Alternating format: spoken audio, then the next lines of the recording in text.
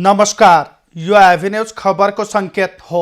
तपाईँ अहिले एभिन्यूज या 2 मा हुनुहुन्छ। म सुभाष नेपाल। प्रारम्भमा मूल खबर। जाजरकोटको बराहचौर नजिकै बस दुर्घटना हुँदा 5 जनाको मृत्यु, 27 जना घाइते।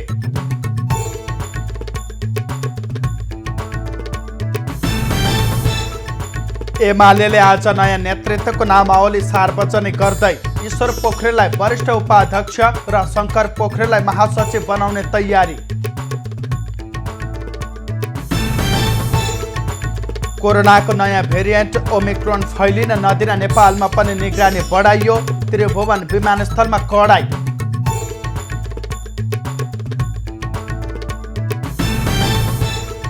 भारतमा पनि कोरोनाको नयाँ भेरिएन्ट ओमिक्रोन देखियो। अधिकांश देशहरूले लगाए दक्षिण अफ्रिकासँगको उडानमा प्रतिबन्ध।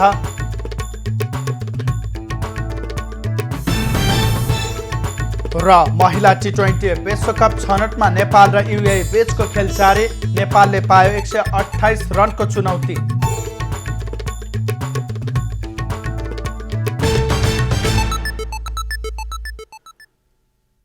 अब खबरको सिलसिला प्रारम्भ गरौँ। जाजरकोटमा बस दुर्घटना सम्बन्धी प्रसङ्गबाट।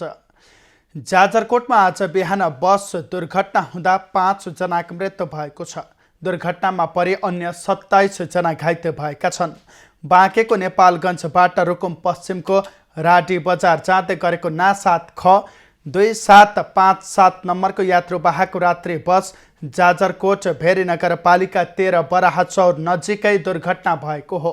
मृत्यु हुनेमा रुकुम 8 कोट नगरपालिका 5 की सन्ध्या मल्ल शाही, उनकी 4 वर्षीय छोरी दिव्या, कुसे गाउँपालिका 9 की अनिला नेपाली, जाजरकोट नलगाड नगरपालिका 10 का शेरबहादुर परियार र सप्तरीका शिक्षक गङ्गाराम यादव रहेका छन्।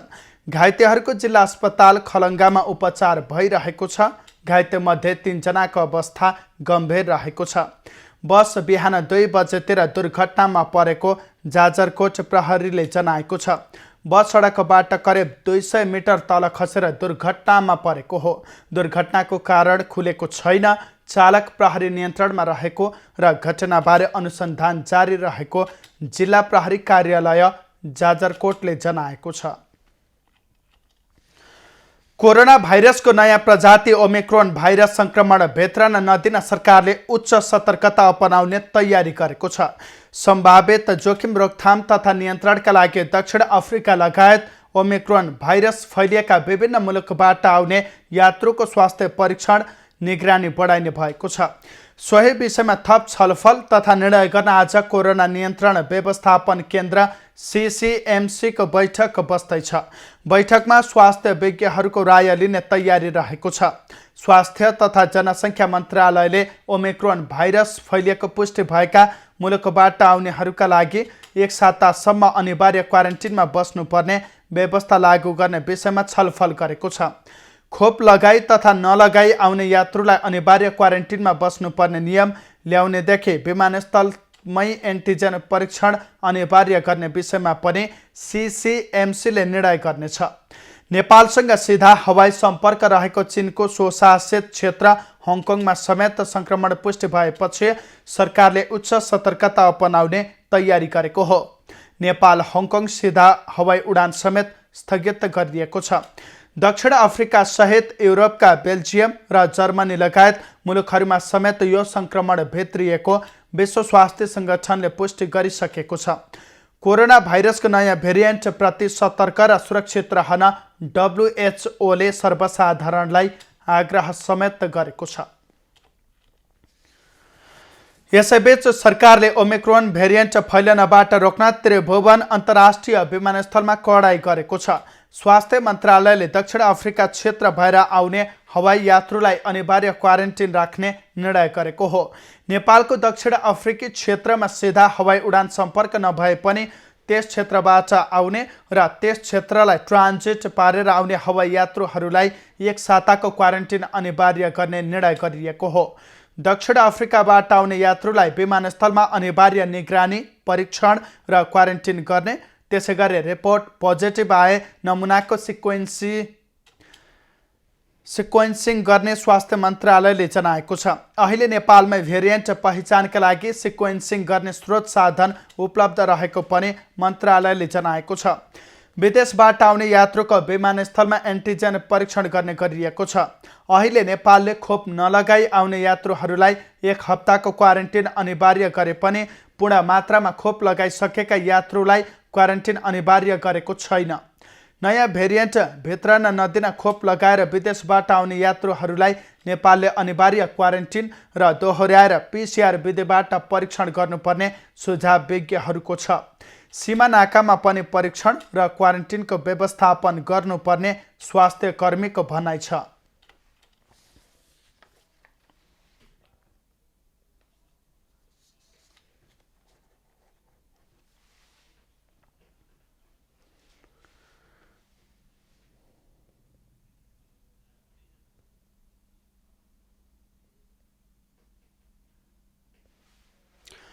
दर्शकवृन्द, नेकपा एमालेको 10औं राष्ट्रिय महाधिवेशन अन्तर्गत आज तेस्रो दिन रहेको छ। आज पनि बन्द सत्र चलिरहेको छ र बन्द सत्रभन्दा अगाडि यति बेला चाहिँ सहमति जुटाउने प्रयास स्वरूप छलफल चलिरहेको छ। बन्द सत्र अबको केही बेरमा सुरु हुने बताइएको छ। यद्यपि त्यहाँको पछिल्लो अवस्था के रहेको छ, अहिले त्यहाँ के भइरहेको छ, यस विषयमा थप जानकारी दिनका लागि यति बेला हाम्रो प्रत्यक्ष सम्पर्कमा हुनुहुन्छ हाम्रा वरिष्ठ संवाददाता सुमन ढुङ्गाना।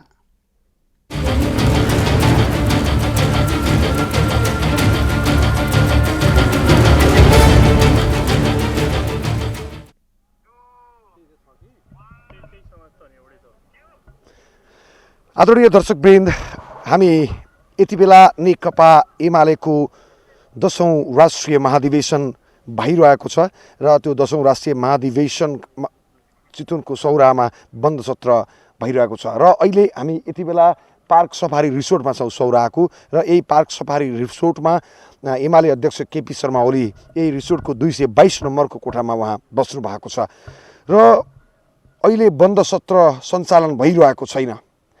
हिजो आज बिहान 10 बजेसम्मका लागि स्थगित गरिएको बन्द सत्र अहिलेसम्म सुरुवात भएको छैन र सँगसँगै अबको 4 बजे बन्द सत्र राख्ने भनेर घोषणा गरिएको छ र अहिले सहमतिमा सकस देखिएको छ भने हिजोको बन्द सत्रले पार्टीका पदाधिकारी र कमिटीलाई सिफारिस गर्नको लागि सम्पूर्ण अधिकार केपी शर्मा ओलीलाई दिएको थियो र त्यो अधिकार दिए लगत्तै नेता भीम रावल र अहिले अध्यक्षको उम्मेदवार भनेर आफूलाई घोषणा गरिसक्नु भएको थियो र उहाँले त्यो विधान संशोधनलाई प्रति आपत्ति जनाउनु भएको छ र त्यस पछाडि बन्द सत्र स्थगित भएको थियो र अहिलेसम्म पनि बन्द सत्र सञ्चालन हुन सकेको छैन। प्रतिनिधिहरू बन्द सत्र हलमा त्यत्तिकै कुरेर बसिरहेका छन् भने सुदूरपश्चिमबाट आएका प्रतिनिधिहरू देउडा गाएर बसिरहेका छन् र यो विषयमा यति बेला पार्क सफारी रिसोर्टमा हामी किन छौँ भने यहाँ केपी शर्मा ओली एमालेका अन्य शीर्ष दलहरू र पूर्व माओवादीबाट एमाले प्रवेश गर्नुभएका दलहरू छलफलमा हुनुहुन्छ र केही बेर अगाडि मात्रै हामीले प्राप्त गरेको जानकारी अनुसार पूर्व माओवादी र जो एमाले प्रवेश गर्नुभएको थियो उहाँहरूको समूहबाट 40 जना केन्द्रीय सदस्य र त्यस्तै गरी 2 जना पदाधिकारीमा रामबहादुर थापा बादललाई उपाध्यक्ष र टोपबहादुर राय माझीलाई सचिव पद दिनको लागि एमाले अध्यक्ष ओलीसँग सम्झौता अथवा त्यो खालको सहमति भएको छ र भीम रावल उहाँका कार्यकर्ताहरूले यति बेला बन्द सत्र परिसरभन्दा बाहिर भीम रावल नै किन एमालेको अध्यक्ष भन्ने पर्चा पम्फलेटहरू बाँडिरहनु भएको छ। यो खालको हिसाबमा भीम रावल अहिलेसम्म पनि टसको मस हुनुभएको छैन र त्यसैले उहाँलाई मनाउनको लागि उहाँलाई सहमतिमा ल्याउनको लागि हुनसक्छ 4 बजेसम्मको लागि भनेर बन्द सत्रलाई स्थगित गरिएको छ र यति बेला हामीसँग कुराकानी गर्नको लागि यही पार्क सफारी रिसोर्टमा के निर्णय आउला भनेर कुरिराख्नु भएको एकजना नेकपा एमालेका कार्यकर्ता एवं युवा नेता रमेश पौडेल हुनुहुन्छ जो युवा सङ्घको पूर्व अध्यक्ष हुनुहुन्थ्यो भने अहिले नेपाल खेलकुद महासङ्घको अध्यक्ष हुनुहुन्छ। हामी वास्तवमा कुराकानी गर्दैछौँ। स्वागत छ पौडेल जी यहाँलाई। धन्यवाद सुमनजी।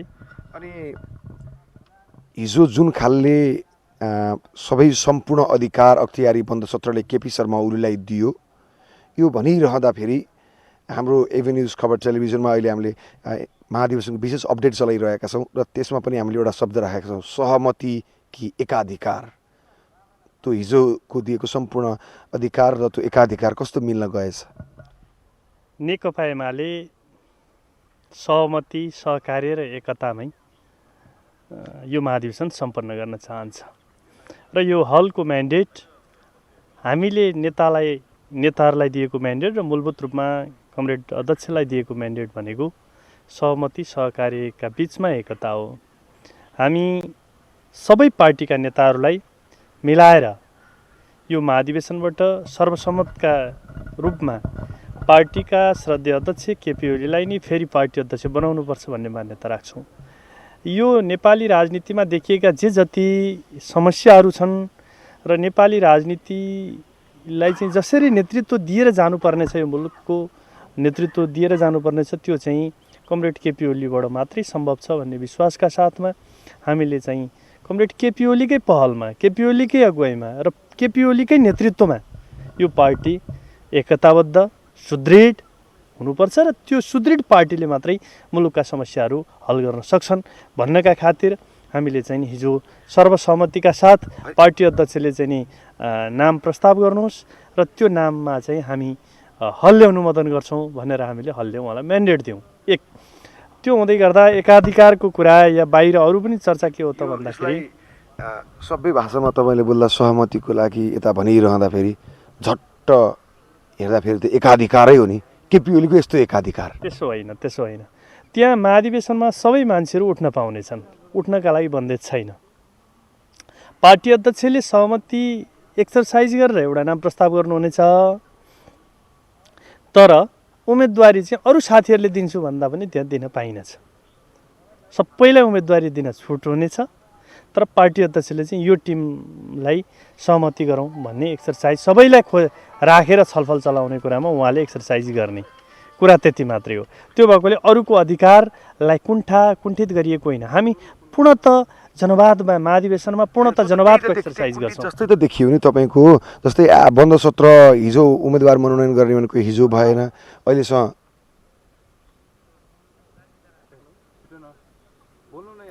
के अरे यहाँ चाहिँ त्यो खालको हुन सकेन बन्द सत्र र बिहान 10 बजे पनि भएन र अहिले पनि बन्द सत्र सञ्चालन हुन सकेको छैन र यसरी अनि अधिकारहरू जो प्रतिनिधिहरूको अधिकार छ त्यहाँ निर्वाचनमा मतदान मनोनयन दर्ता गर्न पाउने र यी सबै कुनै पनि अधिकारहरू चाहिँ बाहिर आएन नि त, किनभने त्यो प्राप्त गर्न पाएन। किनभने त्यही केपी शर्मा ओलीले नै एउटा समिति बनाउने, त्यो कागज दिने भनिरहँदाखेरि त्यो पदाधिकारीको एउटा खेरसरा बनाउने र त्यसलाई नै अन्तिम रूप दिने भनिरहँदाखेरि चाहिँ अब त्यही कामले गर्दाखेरि अरूहरूको यो उम्मेदवारी दर्ता गर्ने लगायतका विषय जस्तै खुद भीम रावलकै कुरा गरौँ, यो त त्यसरी आएन। यस्तो छ, अरूले उम्मेदवारी दिन पनि पाउँछन्, सबैलाई उम्मेदवारी दिने छुट छ, उम्मेदवारी दिन पाउँछन्।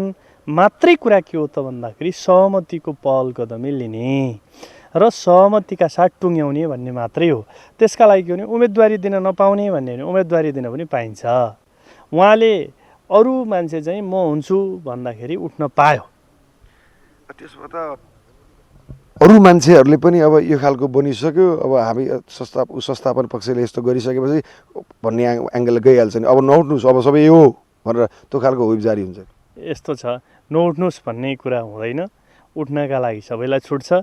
मात्रै सहमतिका साथ टुङ्ग्यौँ भनेको यो पार्टीका सामु असङ्ख्य चुनौतीहरू छन्, चुनौतीका पहाडहरू छन्। चौतर्फी रूपमा नेकपा एमाले र नेकपा एमालेको नेतृत्वमाथि घेराबन्दी छ। राष्ट्रिय राजनीतिमा स्वाधीनता, स्वाभिमान, विकास र समृद्धिका सपनाहरू माथिको घेराबन्दी छ। देशी विदेशी प्रतिक्रियावादीहरूले घेराबन्दी गरिरहेका छन्। यसमा नैमा त्यसलाई तोड्नको लागि एकताबद्ध एमाले मात्रै सक्छ, मजबुत र सुदृढ एमाले मात्रै सक्छ। यहाँ चाहिँ समूहबन्दी भएको एमाले, टुटफुट भएको एमाले होइन, दर्बिलो एमाले र एमालेको पनि दर्बिलो नेताले मात्रै यो काम गर्न सक्छ। यस मानेमा हामीले एकताको कुरा गरेका हौँ, यस मानेमा हामीले सहमतिको कुरा गरेका हौँ। भनिरहँदाखेरि अहिले यताउति पार्टीभित्रमा भजिए भइरहेछ। अहिले महाधिवेशनमा समुद्घाटनदेखि अहिलेसम्मका गतिविधिहरू हेर्दा, पार्टीमा देखिएका अन्य गतिविधिहरू हेर्दाखेरि अहिले प्रतिपक्षका केही नेताहरूले विप्र बजारमा देखिएका भनाइहरूले पनि यो अधिवेशन ओलीवेशन भयो भन्ने कुरा छ। हिजो मात्रै गगन थापाले पनि त्यसै आरोप लगाउनु भएको थियो कङ्ग्रेसको नेता? यस्तो छ, उहाँहरूले अधिवेशनलाई चाहिँ मारपिट झगडा सबैलाई अधिवेशन मानिरहनु भएको हुन्छ। उहाँहरूको त अधिवेशनमा पनि ढुङ्गानान गर्ने, अधिवेशनमा मान्छेका चाहिँ टाउका फुटाइदिने, कुर्सी टेबल भाँच्ने, त्यो एक्सर्साइज उहाँहरूलाई, त्यसलाई चाहिँ उहाँहरू लोकतन्त्र, त्यसलाई चाहिँ उहाँहरू अधिवेशन भन्नुहुन्छ। हामी अलिक फरक छौँ। हामी के हो त भन्दा जनवादमा विश्वास गर्छौँ, तर जनवादमा विश्वास गर्नु भन्नुको मतलब के हो भने हामी तोडफोडमा विश्वास गर्दैनौँ। अधिवेशन र अभिव्यक्तिका स्वतन्त्रताहरू आफ्ना सबै कुरा सुरक्षित राख्छौँ, तर अनुशासन, व्यवस्थित अनुशासन, एकताबद्ध पार्टी र सुदृढ पार्टी, त्यो अनुशासनमा आधारित, विधिमा आधारित जनवादको हामी अभ्यास गर्छौँ। तपाईँकोले विधिमा आधारित जनवादको एक्सर्साइज गर्दै गर्दाखेरि अधिकारहरू पनि सुरक्षित हुने भए, मान्छेहरूले चाहेका कुरा गर्न पनि पाउने भए, तर अरू बाहिर हामीले के एउटा ब्रेकिङ न्युज प्राप्त गरेका छौँ। हाम्रा सहकर्मी इन्दिप कुरालाले हामीलाई बाहिर आउन खबर गरिरहनु भएको छ। कृपया हामी बोल्दै पनि जान सक्छौँ।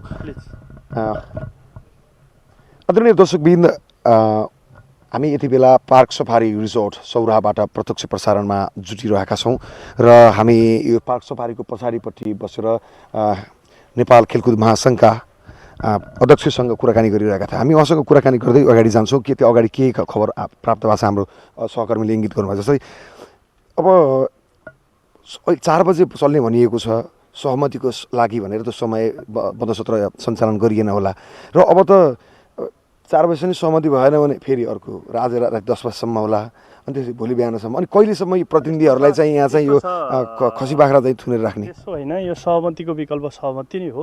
एउटा विधिबाट चाहिँ नि यो टुङ्ग्याउनै पर्छ। टुङ्ग्याउनको लागि चाहिँ अलिकति टाइम लाग्ला, यद्यपि चाहिँ यो छिटै टुङ्ग्याउने कुरामा चाहिँ नेतृत्व पुरै केन्द्रीकृत भएर लागेको छ र सबै खाले समस्याहरू पार्टीभित्र जे कुराहरू उठेका छन् त्यो चाहिँ छलफलद्वारै हल हुन्छन् भन्ने हामी विश्वास राख्छौँ र छिटै चाहिँ सहमतिबाट सबै कुरा टुङ्गिन्छ भन्ने हाम्रो विश्वास हो। सहमतिबाट टुङ्गिन्छ भनिरहँदाखेरि चाहिँ कहिलेसम्म त नि एउटा होला नि त? यो यस्तो छ, हामीले चाहिँ 11, 12 र 13 भनेका छौँ। आज चाहिँ नि आज 12 हो। भोलि बिहान त बिदाई गर्ने प्रतिनिधिलाई भन्नुभयो। यस्तो छ, त्यो भएको कारणले चाहिँ यो 3 दिनभित्र हामीले सबै टुङ्ग्याउने भनेका छौँ। त्यो भएकोले हामी यो सबै कुरा अब लगभग चुनावी प्रोसेस या लगभग चाहिँ नि के हो भने चुनिने प्रोसेस बाहेक अरू कुरा लगभग सिद्धिसकेको छ। तपाईँ आफै पनि केन्द्रीय सदस्यको रूपमा आफूलाई उम्मेदवारको रूपमा दाबी प्रस्तुत गरिरहनु भएको छ। तपाईँ अध्यक्षले बनाउने त्यो जुन खेसरा छ त्यसमा पर्नु भएन भने त तपाईँ चाहिँ आफ्नो यो मनलाई कसरी थेग्नु र उस गर्नु? पार्टी नेतृत्वको विश्वास, पूर्ण पार्टी नेतृत्वप्रतिको पूर्ण विश्वास छ हामीलाई। त्यो भएको कारणले केन्द्रीय कमिटीमा नेतृत्वले चाहिँ नि जिम्मा दियो त पनि ओके, दिएन भने पनि पार्टीमा चाहिँ नि पार्टीले जे जिम्मा लगाउँछ त्यो चाहिँ जिम्मा लिने र पार्टी आन्दोलनमा चाहिँ निरन्तर लाग्ने कुरामा काहीँ कमी रहँदैन। हुन्छ, तपाईँलाई धेरै धेरै धन्यवाद हामीलाई समय दिनुभयो। धन्यवाद। आदरणीय दर्शकवृन्द, यति बेला हामी पार्क सफारी रिजोर्टमा छौँ र यहाँ सहमतिको लागि भन्दै बन्द सत्र चाहिँ स्थगित गरिएको छ भने सहमतिको लागि भन्दै फेरि यहाँ माथि छलफल पनि भइरहेको छ र तथापि भीम रावलसँग यहाँ छलफल गर्ने भनेर त्यो समय राखिए पनि अहिलेसम्म उहाँ यस पार्क सफारीमा पार्टी अध्यक्ष केपी शर्मा ओलीसँग छलफलको लागि आउनुभएको छ। मैले यति बेला नेकपा एमालेका युवा नेता एवं सङ्घीय सांसद पर्वत जिल्लाकोबाट प्रतिनिधित्व गर्नुहुन्छ प्रदम गिरी हामीसँग देख्नुभएको छ। यो किन यसरी यो भिड लगाएर कुरेर बस्नुभएको छ? खुरुक्क निर्वाचनमा गएर टक्क भोट हाल्यो, नतिजा आइहाल्छ त? नेकपा एमालेको यो 10औं राष्ट्रिय महाधिवेशन हरेक हिसाबले अभूतपूर्व छ, ऐतिहासिक छ। खास गरी यो अर्थमा ऐतिहासिक छ कि 10औं महाधिवेशनको बन्द सत्रले एक मतले ताली गुन्जायमान गरेर सर्वसहमतिका साथ नेतृत्व छनौट गर्नुपर्छ, त्यसको प्रस्ताव ल्याउने काम सर्दै अध्यक्ष केपी शर्मा ओलीलाई जिम्मेवार दियो भनेर नभन्नु न। त्यहाँ भीम रावलज्यू हुनुहुन्थ्यो, अन्य भीम रावलज्यूका अन्य असाध्य नगन्ने र साह्रै सानो स्वरमा त्यो कुराहरू आयो। तर आम रूपमा चाहिँ महाधिवेशनका प्रतिनिधिहरूले चाहिँ सर्दै अध्यक्ष केपी ओलीले नै यसको प्रस्ताव ल्याउनुपर्छ र त्यही पारित गरेर जानुपर्छ, आजको आवश्यकता हो। नेकपा एमाले धेरै आरोहहरू निकै अप्ठ्यारा मोडहरूबाट पार्टी यहाँसम्म आएको छ। यति बेला पार्टीमा ऐतिहासिक र बृहत एकता कायम गर्नुपर्ने स्थिति छ। यति बेला नेतृत्वको हैसियतले कमरेड केपी शर्मा ओलीले त्यो प्रस्ताव लिएर आउँदाखेरि अहिलेको पार्टीको अहिलेको आवश्यकतालाई ठिक ढङ्गले सम्बोधन गर्न सकिन्छ र एकता कायम गर्न सकिन्छ भन्ने कोणबाट विषयहरू आयो। त्यस कारणले गर्दा यो अभूतपूर्व हो। नेपालको सन्दर्भमा मात्रै होइन, संसारमा यति ठुला पार्टीहरूको राष्ट्रिय महाधिवेशन यसरी सहमतिका आधारमा नेतृत्व छनौट हुने कुरा यो संसारमा बिरलै घटना होला। सायद यस्तो घटना उदाहरणहरू हामीले पाउन पनि गाह्रो होला, तर यहाँ हुँदैछ। पुरा जिम्मा केपी ओलीलाई दिइराख्दाखेरि यसलाई केपी शर्मा ओलीको एकाधिकार भनेर लिने कि नलिने? यो केपी शर्मा ओलीले मलाई दिनुहोस् भन्न मागेको चिज होइन। सिङ्गो हलले के भन्दैछ भने अहिले मतदानद्वारा जाँदाखेरि हामीले वास्तवमा सबै भावनाहरूलाई ठिक ढङ्गले प्रतिनिधित्व गर्न सक्ने अवस्था नहुन सक्छ। त्यस कारणले मूल नेतृत्व केपी शर्मा ओली एउटा चाहिँ यो आन्दोलनमा यत्रो 50 वर्ष 5 दशक बिताएको र यो आन्दोलनलाई यहाँसम्म लिएर आउने एउटा सबल नेतृत्व भएको नाताले चाहिँ उहाँले चाहिँ यो सबै परिस्थितिलाई मूल्याङ्कन गरेर एउटा उपयुक्त खालको प्रस्ताव ल्याउनुहुन्छ भन्ने आम महाधिवेशन प्रतिनिधिको बुझाइ हो र त्यो बुझाइको आधारमा त्यो प्रस्ताव भएको हो। प्रस्ताव ल्याउनुहुन्न र अलि समेट्नुहुन्न भनेर त भीम रावलले आफ्नो उम्मेदवारी घोषणा गर्नुभयो र अहिले टस्को मस आफ्नो अडानमा जडी हुनुहुन्छ।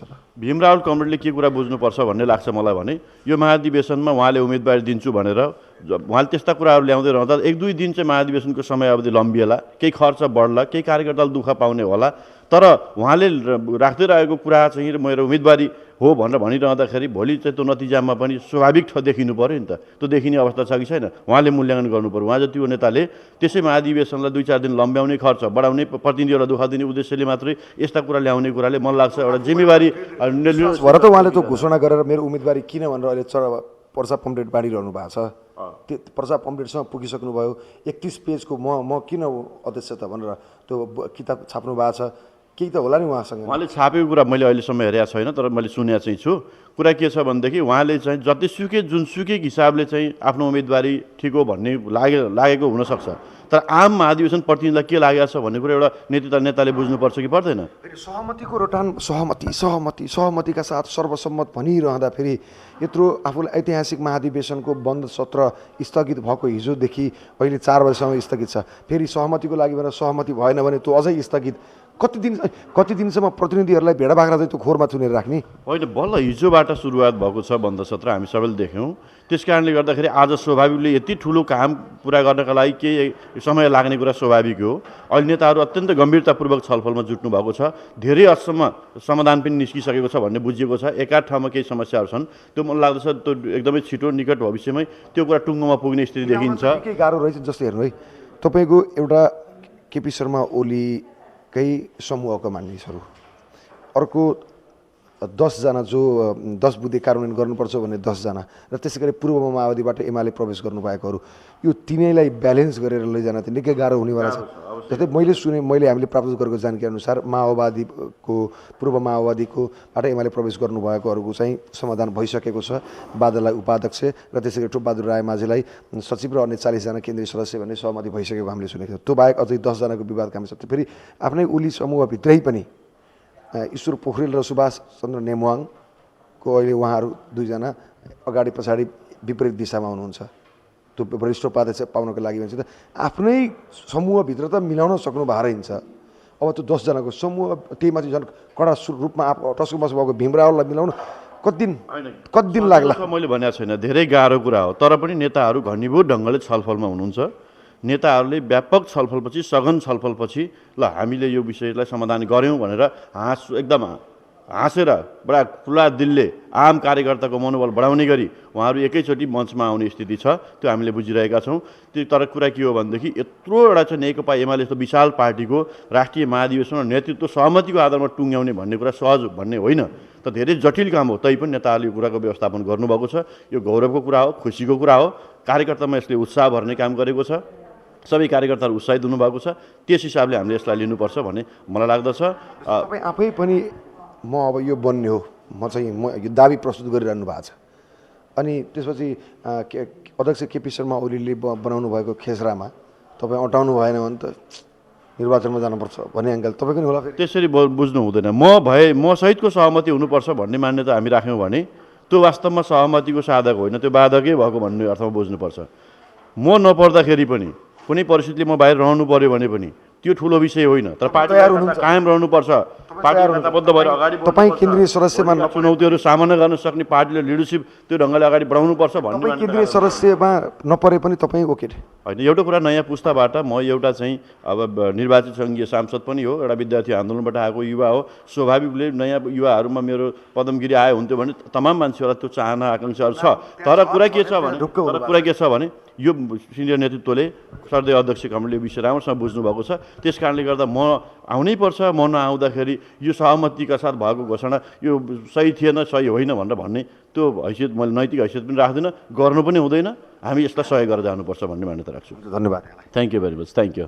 आदरणीय दर्शकबिन्दु, उहाँ हुनुहुन्थ्यो सङ्घीय सांसद पदम गिरी र युवा नेता एमालेका। र अहिले यति बेला हामी पार्क सफारी रिसोर्टमा छौँ।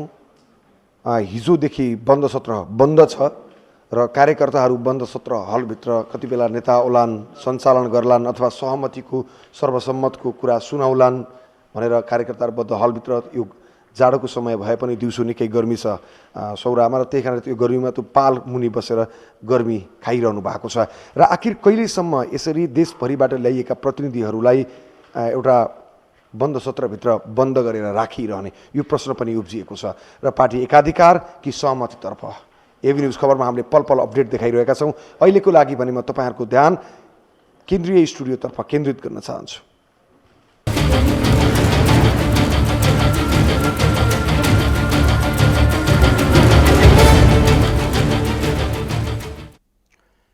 दर्शकवृन्द, नेकपा एमालेको 10औं राष्ट्रिय महाधिवेशन अन्तर्गत आज तेस्रो दिन रहेको छ। हिजो बन्द सत्र स्थगित गरिएको थियो र बिहान सबेरै बन्द सत्र सुरु हुने भनिए तापनि अहिलेसम्म बन्द सत्र हुन सकेको छैन। त्यसअघि नेतृत्वलाई सहमतिमा ल्याउने प्रयास स्वरूप यति बेला नेतृत्वका लागि सहमति जुटाउन छलफल गर्ने क्रम जारी रहेको छ। त्यस पश्चात 4 बजेतिरबाट बन्द सत्र सुरु हुने बताइएको छ। यसै विषयमा रहेर यहाँहरू माझ हामीले पल पलको खबर अद्यावधिक गराइरहेका छौँ भने यति बेला हाम्रा वरिष्ठ संवाददाता सुमन ढुङ्गानाले त्यहाँको पछिल्लो अवस्थाका विषयमा अवगत गराउँदै हुनुहुन्थ्यो। अब बाँकी खबर। नेकपा एमालेको विधान महाधिवेशनले गरेको विधानको व्यवस्था कार्यान्वयनमै नआई संशोधन भएको छ। निकै तामझामका साथ ललितपुरमा 6000 भन्दा बढी प्रतिनिधिहरूले गरेको व्यवस्था कार्यान्वयनमै नआई महाधिवेशनको बन्द सत्रले संशोधन गरेको हो। शुक्रबार चितवनको सौराहामा नेकपा एमालेको अन्तिम केन्द्रीय समितिको बैठक बस्यो। अध्यक्ष केपी ओलीले नै विधान महाधिवेशनले पार्टीका पदाधिकारीमा गरेको व्यवस्था खारेज गर्दै नयाँ प्रस्ताव पेश गरे, जसलाई नेताहरूले एक स्वरमा अनुमोदन गरे। पदाधिकारीको संख्या थप्ने, पोलिट ब्युरोको व्यवस्था गर्ने यो निर्णयले विधान अधिवेशनको औचित्यमाथि नै प्रश्न उठाएको छ। तर नेताहरूले भने आफ्नो व्यवस्थापन हुने भो भन्दै यो निर्णयपछि निकै प्रफुल्लित भएका छन्। शनिबारको बन्द सत्रमा संगठन विभाग प्रमुख विष्णु पौडेलले प्रस्ताव गरेको विधान संशोधनको प्रस्ताव सर्वसम्मतले पारित भएको छ। विधान संशोधनको औपचारिक प्रस्ताव टेबल हो, अब त्यो चाहिँ सर्वसम्मतिले पारित भएको छ। नेताहरूको व्यवस्थापन र सहमति जुटाउने नाममा पदाधिकारीको संख्या बढाएर 19 पुर्याइएको छ। नेताहरूको व्यवस्थापनका लागि 2 उपाध्यक्ष र 2 उपमहासचिवको पद सृजना गरिएको छ। त्यस्तै खारेज गरिएको पोलिट ब्युरोलाई नेताहरूको चित्त बुझाउनकै लागि ब्युटाइएको छ। विधान महाधिवेशनले खारेज गरेको पोलिट ब्युरो 79 सदस्यीय बनाइएको छ। त्यस्तै संख्या बढाएर स्थायी समिति 45 सदस्यीय र केन्द्रीय कमिटी 301 सदस्यीय बनाइएको छ। अनुशासन, लेखा र निर्वाचन आयोग पनि पदाधिकारी सहित 25 सदस्य हुने भएको छ। अध्यक्ष ओलीले पार्टी चौतर्फी घेराबन्दीमा परेकाले एकताको सन्देश दिने गरी नेतृत्व चयनलाई सर्वसम्मत बनाउन विधान महाधिवेशनले पारित गरेको कमिटी संख्यामा थप गर्ने प्रस्ताव गरेका थिए। सहमतिका नाममा नेताहरूलाई हेरेर पद सृजना गर्दै जाने हो भने पार्टीभित्र झन अराजकता बढ्न सक्ने चिन्ता पनि एमाले वृत्तमा देखिएको छ। खबरको सिलसिला अझै जारी छ, हामीसँगै रहनुहोला। अब बाँकी खबर। शिक्षा, विज्ञान तथा प्रविधि मन्त्री एवं नेकपा माओवादी केन्द्रका नेता देवेन्द्र पौडेलले सरकारी शिक्षकले राजनीति गर्न नपाउने बताएका छन्। माओवादी केन्द्रका अध्यक्ष पुष्पकमल दाहालले शिक्षकलाई राजनीति गर्न अभिप्रेरित गरिरहेका अवस्थामा पौडेलको यस्तो प्रतिक्रिया आएको हो। आइतबार बागलुङमा आयोजित पत्रकार सम्मेलनमा मन्त्री पौडेलले सरकारी सेवा सुविधा खाने शिक्षकलाई राजनीति गर्ने छुट दिन नसकिने बताएका छन्। उनले शिक्षकको काम विद्यार्थीलाई राम्रोसँग पढाउने र राम्रो नतिजा निकाल्ने भएको पनि स्पष्ट पारे। विद्यार्थीको चाहिँ भविष्यको निम्ति अब राज्यले तोकेको चाहिँ ड्युटीप्रति जसरी उहाँले अधिकारको कुरा गर्नुहुन्छ त्यसै गरिकन राज्यले दिएको जिम्मेवारीप्रति चाहिँ प्रतिबद्ध भएर काम गर्नको निम्ति शिक्षा मन्त्रालयको तर्फबाट अब कसले के भन्छ भन्ने कुरा उसैसित सम्बन्धित भएर सोध्नु होला। म आज शिक्षा मन्त्रीको हैसियतले शिक्षकहरूले चाहिँ इमान्दारीपूर्वक पढाएर रिजल्ट निकाल्ने काममा बढी ध्यान दिने। मन्त्री पौडेलले डाक्टर गोविन्द केसीले उठाएका मुद्दा महत्त्वपूर्ण भएकाले धेरै बुदामा सहमति भइसकेको बताएका छन्। उनले 100 शय्या क्षमताको अस्पताल निर्माणमा भने विवाद देखिएको स्पष्ट पारे। 14औं महाधिवेशन अन्तर्गत कङ्ग्रेसको काठमाडौँ जिल्ला अधिवेशन आज भइरहेको छ। काठमाडौँको नेतृत्व लिन कङ्ग्रेसका 2 समूह प्रतिस्पर्धामा रहेका छन्। सभापतिमा संस्थापन समूहबाट उपेन्द्र कार्की र इतर समूहबाट सबुज बानिया बीच प्रतिस्पर्धा हुनेछ। नेपाली कङ्ग्रेस काठमाडौँ जिल्ला कार्य समितिको सभापति पदमा कृष्ण सबुजु बानिया र उपेन्द्र कार्की बीच प्रतिस्पर्धा हुने भएको छ। बानिया काठमाडौँ सभापतिमा दोहोरिने तयारीमा हुन् भने कार्की यसअघि काठमाडौँ क्षेत्र नम्बर 2 को सभापति थिए। बानिया फेरि एक कार्यकाल उक्त पदमा दोहोरिन चाहेका छन्। आफूले गर्न चाहेका काम अधुरै रहेकाले एक कार्यकाल दोहोरिने चाहना रहेको बानियाले बताए। विगतका सम्पूर्णहरू बाँकी गरेका सङ्गठनलाई गतिविधिलाई अगाडि बढाउन र त्यो सङ्गठनले प्राप्त गरेका कुराहरूलाई सहज रूपमा चाहिँ लिनका लागि बाँकी धेरै छन्। ती कुराहरूको सम्पन्न गर्नका लागि र पार्टी एउटा चुस्त र संस्थागत बनाएर यो सम्पूर्ण पार्टी सङ्गठनका भित्रका मान्छेहरू र सम्पूर्ण जनमानसको चाहिँ यो अपनत्व कायम हुने गरी यो पार्टीलाई अगाडि बढाउनको लागि। बानिया काठमाडौँमा बलियो मानिएका नेता प्रकाशमान सिंह निकट नेता हुन्। उनलाई यो पटक केन्द्रीय सदस्य गगन थापाको समेत समर्थन रहेको छ। कार्की भने सभापति शेरबहादुर देउवा र पूर्व महामन्त्री कृष्णप्रसाद सिटौला पक्षबाट संयुक्त रूपमा सभापति उठ्न लागेका छन्।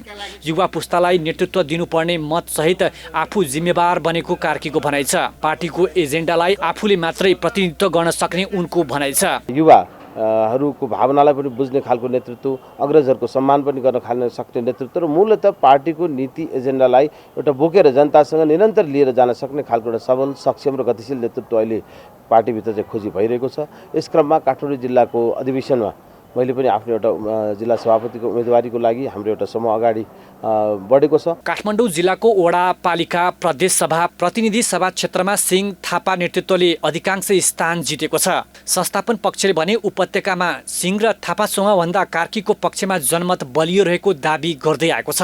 काठमाडौँका काङ्ग्रेस कार्यकर्ता पनि पुरानै ढर्राबाट काङ्ग्रेस अघि बढ्न नसक्ने भएकाले युवाले मौका पाउनुपर्ने पक्षमा देखिएका छन्। यो र त्यो नभनी यो टिम त्यो टिम नबनिकन र पार्टीको सङ्गठनलाई र देश र जनताको, काठमाडौँको जनताको हितको लागि कार्यक्रम ल्याएर एउटा सङ्गठन मजबुत, सङ्गठनको साथै जनताका समस्याहरूको विषयमा पनि बोलिदिने गरिदिने नेतृत्व आवश्यक छ। 13औं महाधिवेशनमा पार्टी सभापति शेरबहादुर देउवा समूहको समर्थनमा बानिया काठमाडौँ जिल्ला सभापति निर्वाचित भएका थिए। काङ्ग्रेसले 2 वा 2 भन्दा बढी निर्वाचन क्षेत्र भएको जिल्लामा शुक्रबारका लागि अधिवेशन तोकेको थियो। तयारी नपुगेको भन्दै काङ्ग्रेस काठमाडौँको अधिवेशन भने आइतबारका लागि तोकिएको छ। काङ्ग्रेस प्रदेश अधिवेशन मङ्सिर 16 देखि 17 गते हुँदैछ भने केन्द्रीय महाधिवेशन मङ्सिर 24 देखि 26 सम्म काठमाडौँमा हुँदैछ। सृष्टि पराजुली, काठमाडौँ।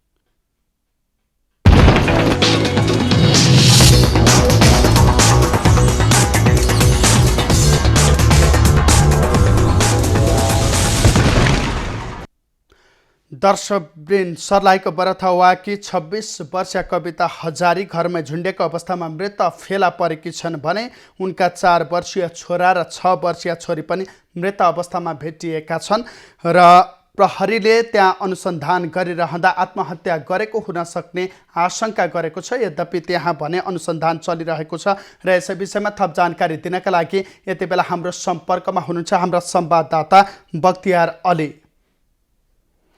बख्तियार, सर्लाहीको बरथवाकी 26 वर्ष कविता हजारी घरमै झुन्डिएको अवस्थामा फेला परेकी छन्।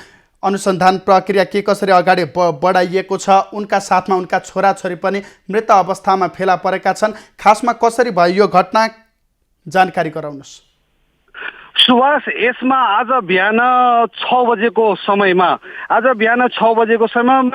सर्लाहीको बरतवा नगरपालिका वार्ड नम्बर 1 नयाँ बजारकोमा बस्ने शिवे पासवान कि 26 वर्षीय श्रीमती कविता पासवान र उनका 6 वर्षीय छोरी र 4 वर्षीय छोराको एकैसाथ आत्महत्या गरेको वा घटना भएको यस्तो कुराहरू आएपछि, सुन्नमा आएपछि प्रहरी तुरन्त त्यो घटनास्थलमा पुगेर अनुसन्धान थालेको थियो। अहिले 3 जनाको शवलाई अहिलेसम्म प्रहरीसँग हामी शोध गर्दाखेरि सुभाष के भनिरहेको छ भने हामीलाई केही अत्तो-पत्तो छैन, केही थाहा छैन यस्तो कुराहरू अब डाक्टरले प्रमाणित गर्ने हो भनेर। जबकि अहिले 6 बजे घटना भएको थियो। अहिले भर्खर पनि हामी एसपी कार्यालयसँग सम्पर्क गर्दाखेरि होइन मृत्यु घोषणा भएको छ छैन हामीलाई थाहा छैन यस्तो भनिरहेको छ। जबकि मृतक कविता पासवानको श्रीमान लमसम वैदेशिक रोजगारमा मलेसियामा हुनुहुन्छ र श्रीमती कविता पासवान र 6 वर्षीय छोरी र 4 वर्षीय छोराको 81 मृत्यु भएपछि बरतवा नगरपालिका सर्लाहीको आर्थिक केन्द्रको रूपमा चिनिने बरतवा नगरपालिका भरि नै एक किसिमको डर र त्रासको माहौल सिर्जना भएको थियो। बिहानदेखि अहिलेसम्म पनि त्यस्तै अवस्था छ। बख्तियार, तपाईले प्रहरीसँग बुझ्न कोसिस गरिरहँदा प्रहरीले यस विषयमा बोल्न चाहेको छैन, अनुसन्धान जारी छ भनिरहँदाखेरि सुरुमा उनीहरू झुन्डेको अवस्थामा चाहिँ देख्ने व्यक्ति को थिए, केही बुझ्नुभयो? कस्तो अवस्थामा चाहिँ उनीहरूले फेला पारेका थिए? कसले चाहिँ प्रहरीलाई खबर गर्यो? सुभाष, यस सम्बन्धमा हामी एकदमै एकदमै डिपली शोध गरेका छौँ र शोध गर्दाखेरि के पाइयो भने प्रहरीले धेरै कुराहरू लुकाउन खोजेको छ र आफ्नो कर्तव्यबाट उनीहरू पन्छिएको जस्तो आवाज पनि भएको छ र मान्छेहरूले शङ्कास्पद अवस्थामा यो घटनालाई लिइरहेको छ। यो हत्या हो कि आत्महत्या हो प्रहरीले र यहाँका जिल्लाका एसपीले आफै छुट्याउन सकिरहेको छैन। अनुसन्धान भइरहेको छ भनेर हामीले जानकारी गराइरहँदा पनि बख्तियार, जस्तो कि प्रहरीले अनुसन्धान जारी छ भनिरहँदाखेरि प्रहरीको कुरा छोडौ, यता स्थानीयवासीले के भनिरहेका छन्? स्थानीयवासीसँग तपाईले त्यहाँ प्रत्यक्ष गएर बुझ्दाखेरि उनीहरूले के भनिरहेका छन्? सुरुमा देख्ने व्यक्ति को थिए, उनले चाहिँ कस्तो अवस्थामा फेला पारेर कसले चाहिँ प्रहरीलाई खबर गरेथे, त्यस व्यक्तिसँग तपाईले के बुझ्नुभयो? त्यहाँ हामी गएका थियौँ सुभाष। त्यहाँ अब 2 थरीका मान्छेहरू हामीले भेटायौँ र आफन्तहरू छ, जुन हात नाता पर्ने मृतकका आफन्तहरू छ, उहाँहरू एकदमै दुखी मुद्रामा छन्, छत बिछत भएका छन्। तर त्यहाँ स्थानीयहरूसँग हामीहरूले कुरा गर्दाखेरि दुई थरीका मान्छेहरू भेटाएका छौँ। एक पक्षको भनाइ चाहिँ यो हत्या नै हो भने अर्को पक्षको यो पनि भनाइ छ यो आत्महत्या हो। र हामीलाई त्यहाँसम्म अब भित्र के भइरहेको छ अनुसन्धानको पाटामा के देखा परेको छ प्रहरीको भनाइ अनुसार यो आत्महत्या हो भनेर उनीहरू अघि नै पुष्टि गरिसक्नु भएको छ। तर स्थानीयवासीहरूले के भनिरहेको छ भने यो हत्या हुन सक्छ, हत्या नै हो, घरेलु हिंसाको शिकार भएका छन् महिलाहरू र प्रहरीले भनिरहेको छन् होइन यो आत्महत्या नै हो। अब यो आत्महत्या हो कि हत्या हो यो छुट्याउने काम सम्बन्धित निकायको छ। हामी यसमा लगातार नजर बनाएका छौँ सुभाष। बख्तियार, एक पक्षले आत्महत्या गरेको भनेर भनिरहँदाखेरि अर्को पक्षले चाहिँ होइन यो हत्या गरिएको भनिरहँदाखेरि यो हत्या या आत्महत्या अनुसन्धान पछि नै पक्कै पनि तथ्य बाहिर आउला। यद्यपि यति बेला भने चाहिँ उनले आत्महत्या गर्नुको कारण पनि त खोज्न सकिन्छ। उनले आत्महत्या के कारणले गरिन्? घर परिवारबाट केही दबाब थियो कि घर परिवारबाट त्यस्तो यातनाहरू दिएको थियो कि केही थियो? त्यहाँका स्थानीयले केही बताए? यसमा सुभाष पछिल्लो समय सर्लाहीमा वैदेशिक रोजगारमा रहेका परिवारजनहरूमा यस्ता घटनाहरू भइरहेको। अस्ति भर्खर 3 महिना पहिला पनि एकजना महिला 2 जना बच्चा सहित पोखरीमा डुबेर हाम फालेर मरेको हामीले नै एबी न्युजमा समाचार देखाएका हौँ। ब्रह्मपुरी गाउँपालिकाको यो खबर थियो 3 महिना पहिलाको। अहिले आएर फेरि एकजना महिला र 2 नाबालिग 6 वर्षीय 3 वर्षीय बालक सहित यो मरेको घटना सार्वजनिक भएको छ। उहाँको पनि श्रीमान वैदेशिक रोजगारमा छ। पछिल्लो समय यस्ता घटनाहरू निकै बढेको छ सर्लाहीमा। र तर सत्य तथ्य के छ त्यो घटनाको पनि अहिलेसम्म सत्य तथ्य प्रहरीले सार्वजनिक गर्न सकेको छैन भने यो घटनाको पनि सत्य तथ्य प्रहरीले सार्वजनिक गर्ला कि नगर्ला यो त पछि नै देख्ने कुरा हो। तर सुभाष, एउटा कुरा के छ भने स्थानीयवासीहरूले होइन यो हत्या हो अनुसन्धान हुनुपर्छ भनिरहेका छन् भने केही व्यक्तिहरूले होइन यो आत्महत्या हो भनिरहेको अवस्था रहेको छ सुभाष। हर्ष बख्तियार, यस घटनाप्रति नजर बनाइराख्नुहोला। तपाईँसँग पुनः जोडिनेछौँ। उहाँ हुनुहुन्थ्यो हाम्रा सर्लाहीबाट संवाददाता बख्तियार अली र सर्लाही बरथवाकी 26 वर्षीय कविता पासवान झुन्डिएको अवस्थामा आफ्नै घरमा मृत भेटिएकी छिन् र उनका साथमा 4 वर्षीय छोरा र 6 वर्षीय छोरी पनि मृत अवस्थामा फेला परेकी छन् भने उनका श्रीमान वैदेशिक रोजगारीको सिलसिलामा यति बेला मलेसिया रहेका छन्। एक पक्षले आत्महत्या हो भनिरहेका छन् भने अर्को पक्षले घरेलु यातनाका कारण हत्या गरिएको भनेर भनिरहेका छन्। यद्यपि यसको अनुसन्धान पछि सत्य तथ्य बाहिर आउनेछ र यसै विषयमा रहेर जानकारी गराउँदै हुनुहुन्थ्यो हाम्रा संवाददाता बख्तियार अली।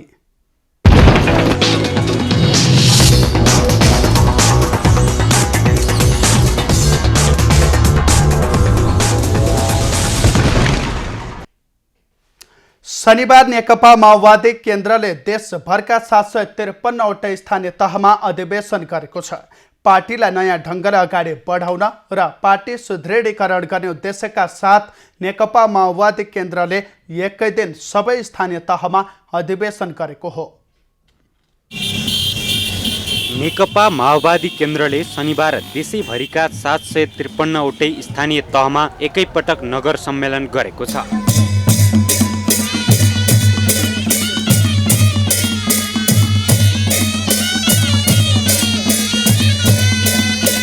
केन्द्रले नेतृत्व छान्ने प्रक्रियालाई उछिनेर माओवादीले आन्तरिक निर्वाचनलाई स्वीकार गरेको छ।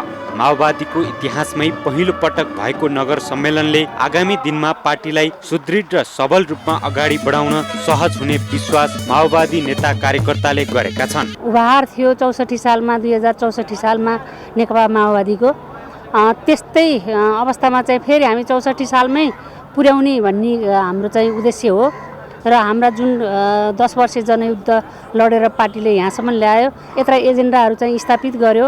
अब कति एजेन्डाहरू अझै बाँकी छन्।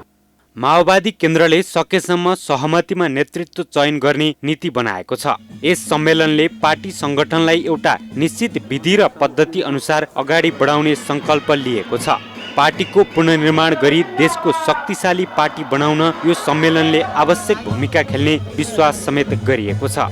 विप्लव नेतृत्वको नेपाल कम्युनिस्ट पार्टी, त्यसै गरी मोहन वैद्य नेतृत्वको नेपाल कम्युनिस्ट पार्टी क्रान्तिकारी माओवादी, आहुतिले नेतृत्व गरेको समाजवादी पार्टी, यो सबै कम्युनिस्ट पार्टीहरू अब यो बेलैमा हामीले केही पनि प्राप्त गरेनौँ भन्ने जस्तो उहाँले जुन थियो त्यो अवस्थाबाट हामीले प्राप्त गरेका छौँ र यो प्राप्त गरेको रक्षा गर्न, यो प्राप्त गरेको उपलब्धिलाई रक्षा गर्नका निमित्त अब माओवादी विभिन्न किट्टामा विभाजित माओवादीहरू एक ठाउँमा आउनु जरुरी छ। सम्मेलनमा सहभागीहरूले नेपाली जनताका अधिकार र जनयुद्धका सम्पूर्ण एजेन्डा पूरा गर्नका लागि पूर्व माओवादीहरू एक भएर आत्मआलोचना गरी अगाडि बढ्नुपर्नेमा जोड दिएका थिए। क्यामेरामा कुमार मानन्दरका साथमा शीतल रेजाल, काठमाडौँ।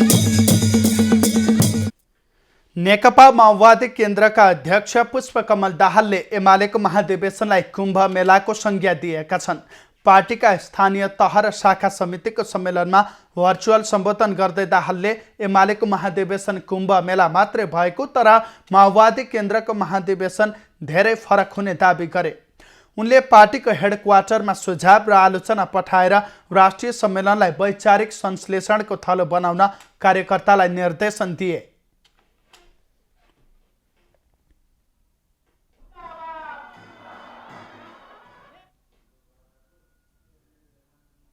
राष्ट्रिय सम्मेलनसम्मको लागि पार्टीमा छलफलको आधार बनोस् भनेर नै हामीले राजनैतिक र सङ्गठनात्मक प्रस्ताव पारित गरेका छौँ। त्यो केन्द्रीय समितिबाट पारित राजनैतिक र सङ्गठनात्मक प्रस्तावले देशभरिका सबै स्तरका सम्मेलनहरू सम्पन्न गर्नको लागि वैचारिक राजनैतिक दिशानिर्देशनको काम गर्नेछ। शान्ति प्रक्रियामा आएपछि आफ्नो पार्टीभित्र विचार संश्लेषणको पक्षमा कमजोरी भएको अध्यक्ष दाहालले स्वीकार गरे। धरानको बुढासुब्बा मन्दिरको दिन प्रतिदिन चर्चा हुने गरेको छ। मन्दिरमा भारतबाट समेत दर्शन तथा पूजाआजाका लागि तीर्थालुहरू पुग्ने गरेका छन्। बुढासुब्बा मन्दिरको ऐतिहासिक महिमा सुनेरै दर्शन गर्न पुगेको तीर्थालुहरूको भनाइ छ। धरान 14 विजयपुरको बुढासुब्बा मन्दिरमा पूजा आजा र दर्शन गर्नेहरूका कारण रौनक छाएको छ। पूजाका सामग्रीको व्यवसाय पनि फस्टाएको छ। कोरोना महामारीबाट सहज वातावरण बनेपछि भक्तजनहरूको भिड बढेको हो। मन्दिरको महिमा सुनेरै नेपालबाट मात्र होइन भारतबाट समेत भक्तजनहरू आउने गरेका छन्। मान्छेले चिताएको गरेको सारा पुगेको छ र म त एउटा यो डोरामाला फुल प्रसाद व्यवसायी भएको र उहाँकै छत्रछायामा आएर बसेकोले आज 2 साग खान मलाई गाह्रो भएको छैन। राम्रै छ। ठिकै नेपालीहरूको लिभिङ स्ट्यान्डर्ड ठिकैको घरमा बस्ने वातावरण मलाई यो डोरा प्रसादले दिएको छ र त्यो सबै बुढा शुभ भगवानकै कृपा हो। धरान उपमहानगरपालिका 14 वडा समितिका वडाध्यक्ष कृष्ण प्रसाद भट्टराईले विजयपुरलाई धार्मिक पर्यटकीय क्षेत्रको रूपमा विकास गरेर लाने योजना स्थानीय सरकारले बनाएको बताए। उनले बुढा सुब्बा मन्दिर मात्र होइन यहाँका चर्चामा रहेका मठ मन्दिर र चर्चा हुन नसकेका मन्दिरको पनि प्रचार अभियानलाई अगाडि सारेको बताए। विशेष गरेर धार्मिक भक्तजनहरू को घुइँचो लाग्ने गरेको छ। यसको लागि 14 नम्बर वडा कार्यालयले भक्तजनलाई सहज दर्शन गर्नको लागि मन्दिर व्यवस्थापन समितिसँग सहकार्य गरेर यहाँको अस्थायी प्रहरी पोस्टका प्रमुखसँग सहकार्य गरेर चाहिँ विशेष ढङ्गबाट पूजाआजाको लागि हामीले व्यवस्थापन मिलाउँदै आइरहेका छौँ। बुढा सुब्बा मन्दिरको इतिहास बुझेर सर्वसाधारणमा समेत विश्वास बढ्दै गएको पाइन्छ।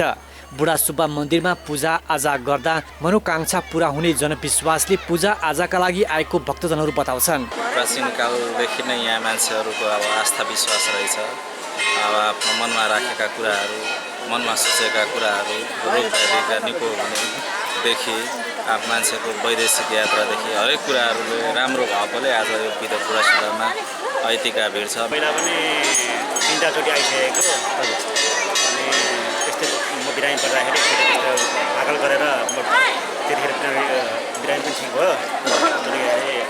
लाग्छ विश्वास अस्ति घरमा पर्ला भनेको थियो। मैले त्यो दिन चाहिँ चढाउन सकेन, त्यही भएर यता आएर मैले भाकल गरेको लड्यो अनि मलाई विश्वास भयो ठिक भयो भनेर। तिनै तहका सरकारले यसको प्रचार प्रसारसँगै भक्तजनको सेवा सुविधामा ध्यान दिन सके मन्दिर धार्मिक पर्यटनको केन्द्र बन्न सक्छ।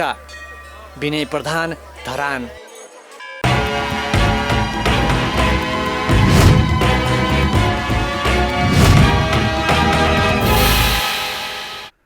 पर्वतका सामुदायिक वनमा रैथाने प्रजातिको कालिज लोप हुने अवस्थामा पुगेको छ। कालिजको व्यावसायिक पालन सुरु भएपछि रैथाने प्रजाति लोप हुने अवस्थामा पुगेको सरकारवालाले बताएका छन्।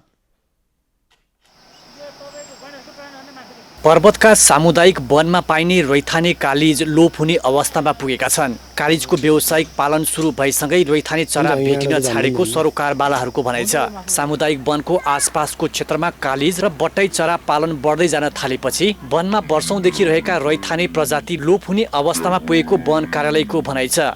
व्यावसायिक रूपमा पालिएका कालिज र रैथाने कालिज बीचको संसर्गबाट नयाँ प्रजाति विकास हुँदै गएपछि पुरानो प्रजाति लोपोन्मुख अवस्थामा पुगेको हो। वनको छेउछाउमा चाहिँ पालेको पनि देखिन्छ। अब यसले चाहिँ पछि अब इनकेस एउटा दुईटा त्यो कालिजहरू जुन चाहिँ बाहिरबाट ल्याइएको छ, जुन चाहिँ हाम्रो यहाँको प्योर टिपिकल कालिजहरू चाहिँ होइनन्। अब तिनीहरू चाहिँ जङ्गलमा जाँदाखेरि चाहिँ तिनीहरूको चाहिँ म्याटिङ भएर अर्को बच्चा जन्मिने होइन, त्यो अब त्यसरी चाहिँ हुँदाखेरि चाहिँ हाम्रो चाहिँ यहाँको प्योर चाहिँ हराउन सक्ने। कालिज पालनको अनुमति वन कार्यालयले दिने भए पनि आवश्यक अनुगमन र सुपरिवेक्षणको जिम्मेवारी भने पाएको छैन। व्यावसायिक फर्महरूमा आवश्यक तारजाली र खोरको प्रबन्ध नहुँदा र वन नजिकै फर्म खुल्दा वनका पन्छीहरूको संसर्गका कारण रैथाने पन्छी लोप हुने अवस्थामा देखिएको हो।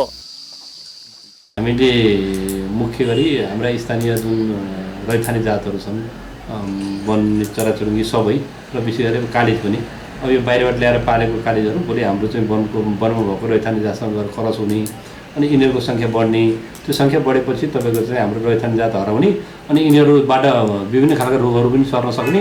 अब यी परापूर्व कालदेखि अहिले रैथानेको रूपमा हाम्रोमा रहेका वनमा रहेका कालिजहरू लाई के सामान्य रोगहरू पनि सहन सक्ने, यहाँको हावापानी सबै सहन सक्ने छन्। व्यावसायिक कालिज पालन गर्दै आएका फर्म सञ्चालकहरूले भने वन कार्यालयले अनावश्यक दुःख दिने गरेको गुनासो गरेका छन्। कानुनी अडचनका कारण कालिज पालनमै समस्या आएको उनीहरूको भनाइ छ। धेरै सङ्घर्षपछि पहिला एकचोटिको लटमा चाहिँ साथीहरूले लिइसकेको हुनाले चाहिँ फेरि पनि वनले चाहिँ रोक्ने जस्तो कुरा भएको थियो। तर धेरै कुराहरू अब मिलाउँदै जानुभयो, उहाँले नि भन्नु पऱ्यो होइन। अब कागजी रूपमा नमिलेसम्म उहाँहरूले दिने कुरा चाहिँ भएर तर पछि धेरै कुराहरू मिल्दै गइसकेपछि चाहिँ धेरै समयपछि 6-7 महिनाको 8-9 महिनाकै दुःखपछि 15-20 चोटि नै गयो होला काठमाडौँ अनुमति लिन लागि अनि पछि चाहिँ अनुमति पाइयो। व्यावसायिक फर्म सञ्चालकहरूले कालिजमा विभिन्न किसिमका रोग लाग्दा पशु प्राविधिक र वन कार्यालयबाट सहयोग नपाएको पनि बताए। रैथाने चराहरूमा रोग कमै लाग्ने तर व्यावसायिक फर्ममा खोप र औषधि प्रयोग हुने भएकाले दुवैको संसर्गले रोग समेत फैलने अवस्था आउन सक्ने विज्ञको भनाइ छ। पर्वतको तारेभिर सामुदायिक वन, गिदाउरे सामुदायिक वन नजिकै व्यावसायिक रूपमा कालिज, बट्टाई लगायतका चरा पालन हुँदै आएको छ। महेन्द्र जीसी, पर्वत। खबरको सिलसिला अझै जारी छ, हामीसँगै रहनुहोला। आज प्रदेश 1 बागमती प्रदेश र गण्डकी प्रदेशको पहाडी भेगमा आंशिकदेखि सामान्य बदली भए अन्य पहाडी भूभागहरूमा आंशिक बदली भएको छ भने तराईका भूभागमा तुवालो लागेको छ।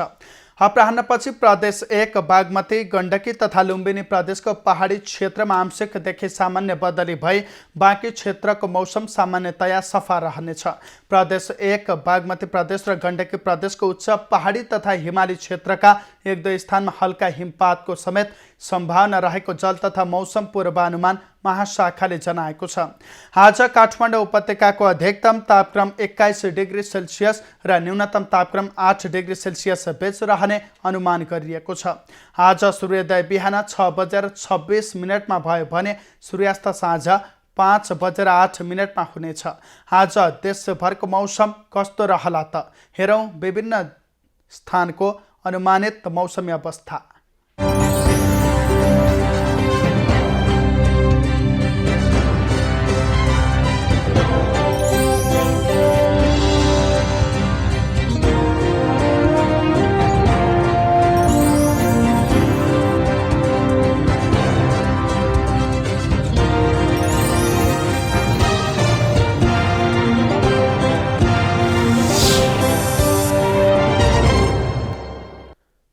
अहिलेलाई खबरको क्रम यति नै। एभिन्यूज खबरका यी सहित अन्य विस्तृत खबरका लागि www.avenews.tv लगअन गर्न सक्नुहुनेछ।